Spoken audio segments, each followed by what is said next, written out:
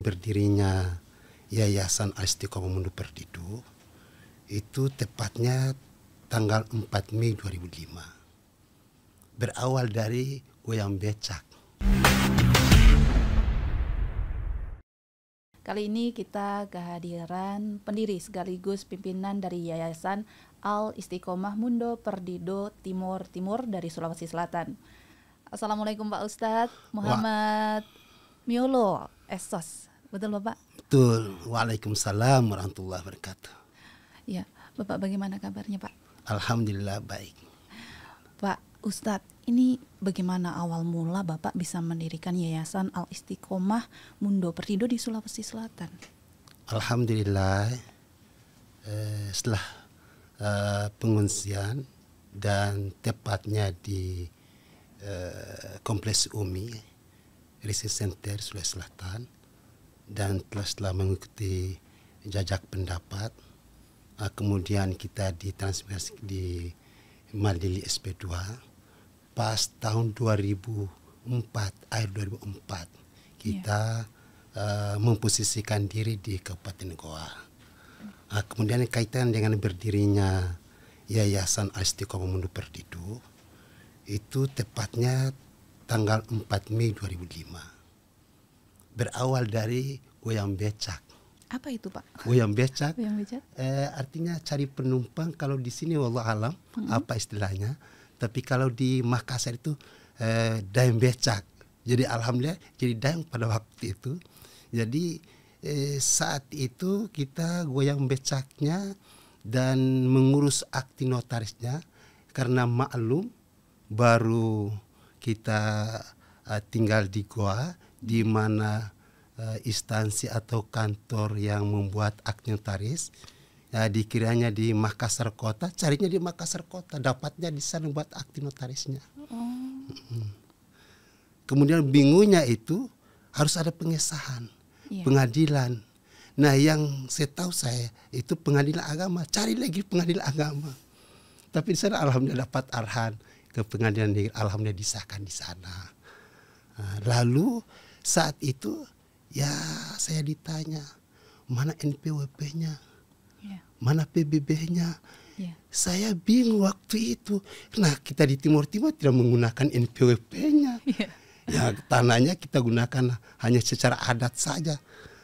Nah PBB-nya itu yang menjadi jawaban saya pada waktu itu Perserikatan Bangsa-Bangsa. Sehingga kami sampai mengungsi ke sini dan minta petunjuk selanjutnya. Akhirnya alhamdulillah jawabannya itu arahkan ke desa yang kami tempati, yaitu Desa Bontoala, Kecamatan Palanggang. Minta surat keterangan keberadaannya yayasan tak, ya kata orang kita di sana. Jadi alhamdulillah kita memperoleh surat keterangan, kemudian diserahkan. Lalu alhamdulillah keluar NPWP-nya dan PBB-nya. Alhamdulillah semuanya juga diberikan kelancaran ya. Alhamdulillah. Kemudian lalu menyangkut masalah pembiayaannya, ya kita menggunakan becak. Jadi saat itu anak-anak yang kita bina adalah sebanyak 20 orang. Dan biayanya itu diperoleh dari hasil goyang becak. Jadi alhamdulillah kemudian ya didukung oleh masyarakat setempatnya, RT RK sampai pemerintah kota Kabupaten Goa, alhamdulillah. Dan memang awal sebelum kita mendirikan itu sempat saya jual buku, jual hanger, dan saya alhamdulillah masuk ke rumahnya Pak Camat, beliau sekarang sudah almarhum, masuk ke rumahnya Pak Sekda, Pak Haji Yusuf Some. Alhamdulillah tokoh pemerintah, tokoh masyarakat, tokoh agama saya silaturahmi semua, termasuk juga Pak Amir Uskara, alhamdulillah. Lalu kita minta petunjuk, kita minta petunjuk dan minta sekaligus kesediaan menjadi pembina dan penasihat di Yayasan Al-Istiqomah di ini. dalam Al-Istiqomah, alhamdulillah. Dengan mengawali perjalanan yang tentunya tidak mudah dari nol sekali. Akhirnya sekarang dapat berdiri Yayasan Al Istiqomah. Alhamdulillah. Alhamdulillah. Berjalannya waktu memang kita tidak terasa. Tidak terasa. Dan ada saya jalan keluarnya. Karena yakin di dalam hati bahwa bekerjalah saja dulu. Nanti Allah, Rasul, dan orang-orang yang beriman di antara kamu melihatnya. Sejauh mana kita beramal. Sejauh mana kita bekerja. Alhamdulillah ternyata terwujudnya adanya. Alhamdulillah. Sehingga di saat berdirinya itu bersamaan dengan yayasan itu Panti Asuhan Al-Muhajirin. Berdiri. Jadi yayasan berdiri pada tanggal 4 Mei 2005. Bersamaan dengan itu ada Panti Asuhan Al-Muhajirin yang di saat itu anak-anak binaan kita sejumlah 20 orang. Lalu alhamdulillah berjalannya waktu, wallah alam, beliau yang mulia Pak Kasat Bapak Dr. Dudu Abdurrahman, alhamdulillah tepatnya tahun 2008 beliau dengar informasi dari mana, akhirnya datanglah ke yayasan. Saat itu kondisi yayasan itu masih lorong. Kemudian gotnya penuh dengan nyamuk. Anak-anaknya pun ya terkadang tempatnya tidak memuat, mencukupi, tidur di lorong. Saat mendengarkan seperti itu, entah siapa yang memberikan informasi kepada beliau, datanglah beliau dengan ibu, istri tercinta beliau datanglah ke yayasan. Alhamdulillah saat itu beliau meneteskan air mata. Subhanallah. Lalu beliau bersedia menjadi pembina dan penasihat secara moral dan material. Ya. Berarti diawali tahun 2008 ketemu Bapak Kasat ya Pak. Saat itu kan masih 20 anak asuhnya ya Pak. Siap. Kalau sampai saat ini sekarang berapa yang anak asuh Bapak di yayasan ini? Alhamdulillah, kalau kemarin terakhirnya saya mendata untuk anak-anak yang diasuh selama ini secara dinas sosial ada namanya asuhan intern dan asuhan luar, binaan luar. Itu semuanya 50 orang. Kemudian dengan yang mahasiswanya 15 dan 65 orang. Jadi jumlahnya 65 orang semuanya. Itu anak-anak binaan secara rutin setiap hari. Kemudian anak-anak yang sekolah di sana lewat madrasah ibtidaiyah itu 60 orang. Termasuk juga anak kita yang di dalamnya, juga anak-anak kita yang di luar. Ya. Dan mereka itu kita tidak memungut biaya. Malahan kita yang siapkan. Biayanya. Kita siapkan biayanya. Dari kita yayasan. siap biaya. Dan seragamnya kita siapkan. Jadi alhamdulillah berjalan sampai saat ini. Ya. Waktu itu Bapak saat ketemu dengan Bapak Kasat, tahu pangkat Bapak Kasat waktu itu apa? Alhamdulillah beliau panjang lebar bercerita dengan saya dengan bahasa Tetun. Apa itu bahasa? Bahasa Tetun bahasa Persatuan Timur Timur. Oh, bahasa Persatuan Timur Timur. Yeah. Dan beliau pada saat itu berpangkat kolonel. Jabatannya itu aspers. Ya, jadi setelah beliau bersedia jadi pembina penasihat kami, saya setiap bulan berkunjung. Kalau misalnya ada halangan, beliau yang datang ke sana memberikan support, semangat kepada anak-anak. Sampai pada gilirannya beliau menjabat 1 bintang, datang ke sana. 2 bintang datang ke sana lagi. 3 bintang Pangkostrat bawa sapi besar, Masya Allah. Masya Allah. Masya Allah. Subhanallah. Sehingga masyarakat, warga kita di sana, warga mu'alafin, beliau berhati mulia. Begitu besar. Masya Allah. Kepedulian beliau ya. Lebih dari itu Bu. Ya. Setelah menjabat kasat, saya bermohon, beliau respon dengan positif. Tiu, oke. Maidi, pakai bahasa Timur. Iya.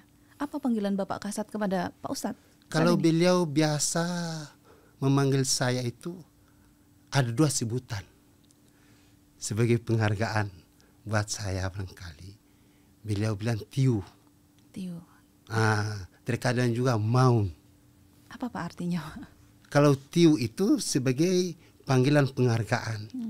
Dan arti letter-letternya itu secara etimologinya itu Om. Kalau Maun itu kakak. Iya. Jadi biasa saya panggil beliau itu Bapak Bot. Bapak Bot. Ada artinya juga ya? Ada Bapak Bot. Itu mengandung makna yang paling dalam. Apa maknanya, Pak? Makna itu penghargaan yang besar dari masyarakat kepada pembesar kenegaraan.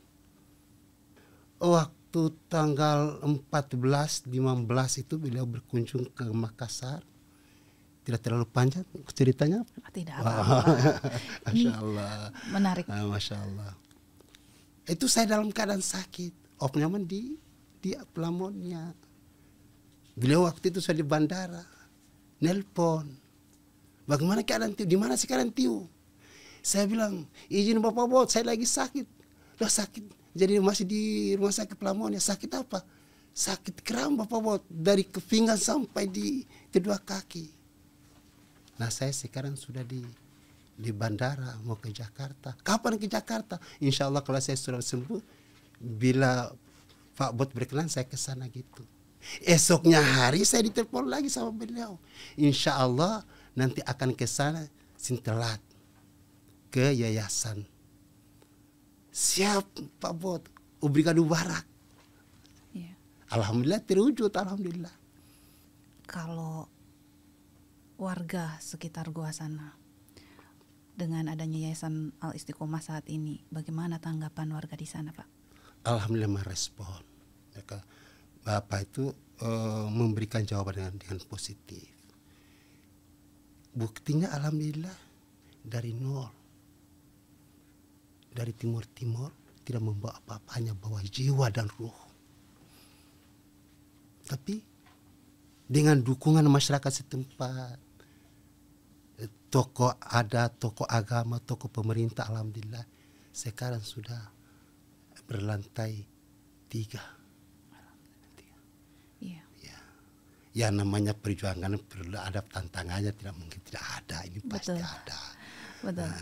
Tapi pada saat itu Pak Ustadz juga mengajak keluarga waktu itu saat di Sulawesi Selatan itu. Izin Bu, saya alhamdulillah setelah selesai pendidikan di salah satu pondok di Maros, yaitu pesantren Al Istiqomah, tahun 85 1 Januari saya masuk, tamat aliyahnya itu tahun 90. Kembali ke sana oleh Bimas Islam, saya ditempatkan di kabupaten kelahiran saya sendiri untuk mengajar anak-anak. Jadi alhamdulillah saya dipercayakan untuk membina orang Islam, umat Islam yang asalnya dari sana. Kemudian pas jajak pendapat, karena pilihan kita itu jatuh pada integrasi. Sehingga alhamdulillah sebelum jajak pendapat kita sudah duluan mengungsi di kompleks Umi. Jadi alhamdulillah dari sana itu sudah dengan umat binaan kita.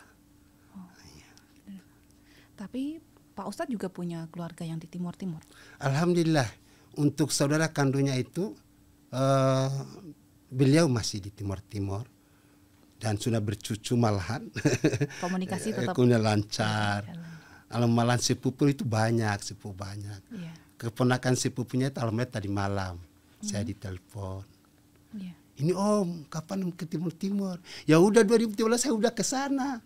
Nah sekarang gantian dong saya bilang. Tapi dengan bahasa Timur. Iya. Silaturahmi tetap terjalin walaupun jauh. Iya, gitu ya. Hablum minallah hablum nas. Itu tetap. Apalagi keluarga sendiri gitu kan. Iya. Kalau untuk program-program ini Pak, apa saja program-program yang dijalankan oleh Yayasan Al Istiqomah saat ini? Alhamdulillah dari segi pendidikan baru berpijak kepada tahap madrasah ibtidaiyah. Izin operasional sudah keluar, alhamdulillah. Kemudian untuk SMP, alhamdulillah dalam proses pembangunannya dalam proses untuk memperoleh IMB-nya. Kita sudah datang ke PU, arahkan ke satu pintu, alhamdulillah di sana diarahkan untuk buka di OSS. Kemudian alhamdulillah ini dalam proses. Ya tentunya ke depan ya tetap kita berharap untuk memperoleh IMB sehingga insya Allah enak gitu ya. Gitu. Kemudian program berikutnya itu insya Allah di dalam akte notaris kita cantumkan TK sampai di perguruan.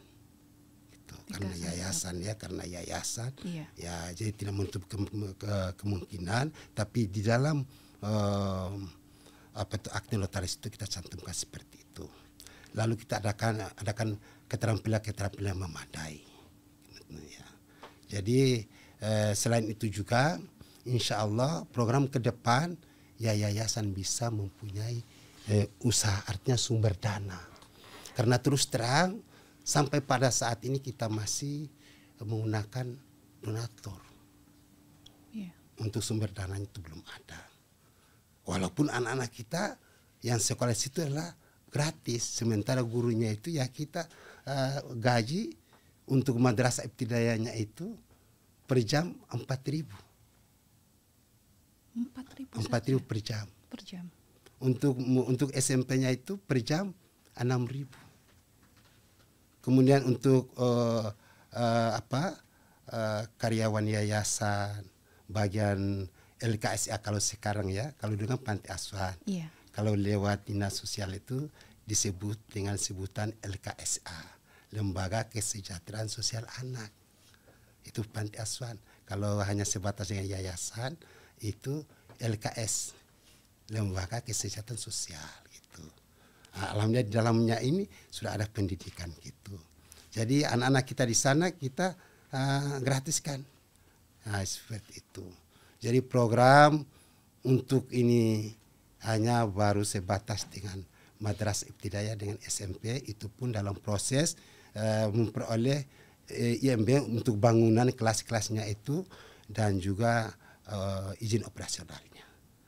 Masih banyak program-program lain yang kita cantumkan lewat akte notaris yang tentunya bukannya semata-mata yayasan saja yang jalankan, tapi harus memiliki sinergitas. Jadi kita berusaha, berupaya atau berikhtiar mempertahankan dan meningkatkan untuk bersinergitas dengan berbagai pihak, utama pemerintah, masyarakat, para pejabat dan pengusaha-pengusaha lainnya. Seperti itu demi memperlancarkan programnya itu. Iya. Pak Ustadz, kalau Pak Ustadz melihat peran Satuan Komando Kewilayahan seperti Kodim Goa saat ini, tentunya kan ini berperan bekerja sama dengan pemerintah daerah dan juga masyarakat untuk mensejahterakan masyarakat juga di situ. Bagaimana Pak Ustadz melihat itu? Alhamdulillah itu sudah di dalam hati sejak sebelum berdirinya yayasan. Kenapa sampai demikian? Karena kita ini terbentuk dari tentara. Istilah waktunya itu Timur-Timur selagi integrasi dengan Indonesia, kita ini menjadi TPO, tenaga bantuan operasi. Kita dicelup dengan warna merah putih NKRI. Lewat mana? Lewat tentara. Alhamdulillah sehingga tidak heran lagi kalau di saat yayasan ini berdiri, kita tetap minta bimbingan, pandangan, arahan, petunjuk dari Babinsa, dari Daramil dengan seluruh staf dan anggotanya, lalu dengan Dandim atau dengan staf dan seluruh anggotanya. Malahan sekarang alhamdulillah sebenarnya datang ke sini dengan Pak Dandim. Oh, Pak Dandim. Iya, udah siap diri Ibu, udah siap diri untuk berangkat ke sini. Tapi karena tiba-tiba rapat dengan Pemda, akhirnya beliau mengutus sehingga sebagai pendampingi kami berdua.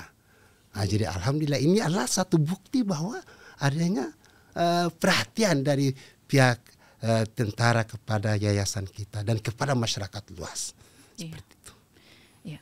Pak Ustadz, kalau Pak Ustadz mewakili masyarakat di Goa sana, apa manfaat yang dirasakan sekali dengan hadirnya aparat teritorial di sana?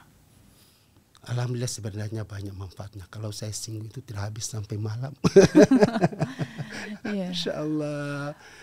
Salah satu yang paling menonjol di sini adalah adanya program jalur santri jadi tentara. Oh iya.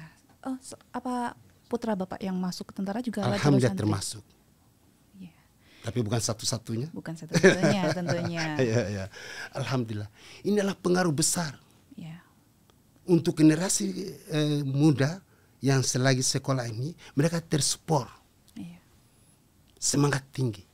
Bagaimana supaya hafal Quran dan bisa direkrut menjadi tentara. Apalagi orang tua, Masya Allah. Yeah. Buah hatinya itu. Yang sebelum kawin itu dia berdoa, Rabbana hablana min azwajina wa dzurriyyatina qurrata a'yun waj'alna lil muttaqina imama. Kalau masuk tentara, Masya Allah, terdidik, disiplin, tidak lupa sholat, ibadah. Jadi luar biasa pengaruhnya di masyarakat. Dan tentunya itu juga bukan hanya jalur untuk santri ya. Agama yang lain pun juga ada jalur tersendiri untuk mengabdikan diri di TNI. TNI betul. Karena adanya bukan jalur santri, lintasan agama. Yeah. Dari Protestan, dari Katolik, dari Buddha, Hindu. Malahan teman anak saya itu Hindu, ajak ke rumah. Alhamdulillah. Kita kan mau cari pahala. Betul. Bukan hanya sesama Islam. Betul. Tapi sesama siapa saja. Sesama manusia. Hablum minan nas. Berkahnya kita harapkan. Betul. Ya. Selama ini Pak, Bapak mendirikan Yayasan Al Istiqomah ini, ada pengalaman yang berkesan tidak Pak? Sampai dengan saat ini. Yang paling terkesan, cuman sayangnya saya tidak dokumentasikan.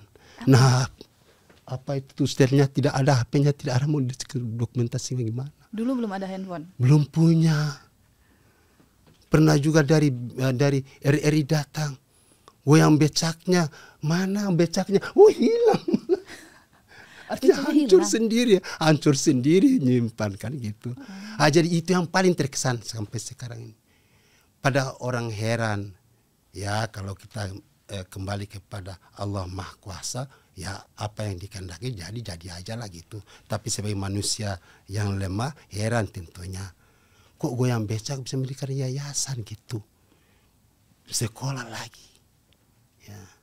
Ini biasa dipertanyakan pada saya bilang, nah ini tuh bukan hanya semata-mata saya dengan pengurusnya. Saya apa?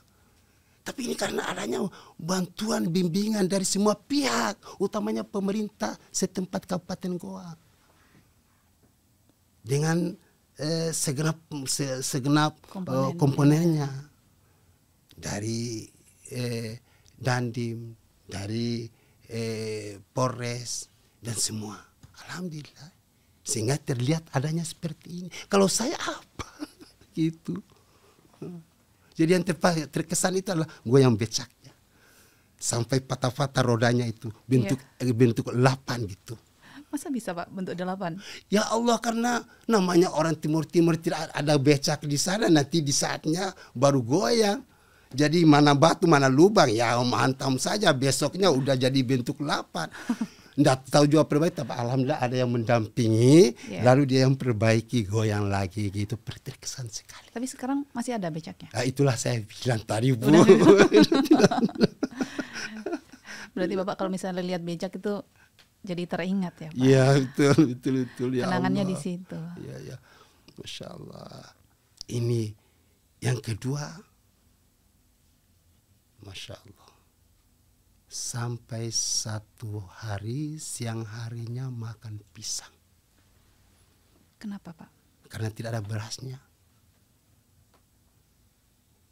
Karena memang baru pemula, belum ada yang tahu juga. Ya. Kalau sudah ada yang tahu mana makan pisang. Tapi itu yang juga terkesan itu ya. Ya. Ya. Pak, Bapak ini kan Pak Ustadz kenal Bapak Kasat sudah lama ya Pak? Alhamdulillah. Bapak Kasat ini juga menguasai berbagai macam bahasa daerah. Siap. Dan juga Bapak Kasat memiliki program-program yang dijalankan di TNI Angkatan Darat ini. Bagaimana Bapak melihat Bapak Kasat dari awal kenal sampai dengan sekarang? Alhamdulillah, beliau jauh sebelum kita mendirikan yayasan, beliau bertugas di Timur Timur selepas dari pendidikan AKB. Dan tempoh hari dalam sambutan saya sempat saya singgung, Bapak Bot itu, Pak Kasat yang mulia, secepat itu beradaptasi. Tahu bahasa Tetun, luas pergaulan, suka merangkul. Tidak mengenal mana sukunya, mana agamanya. Alhamdulillah. Setelah dapat informasi adanya Yayasan Timur Timur, lebih gencar lagi. Jadi alhamdulillah di mata masyarakat sekarang melihat kepada figurnya Pak Kasat yang mulia Pak Dr. Dudu Abdurrahman, Masya Allah, itu beliau adalah figur yang terbaik. Ya menurut informasi yang saya dengar gitu. Ya. Terakhir ini Pak, apa sih harapan Bapak kepada yayasan yang Bapak dirikan saat ini? Yang pertama,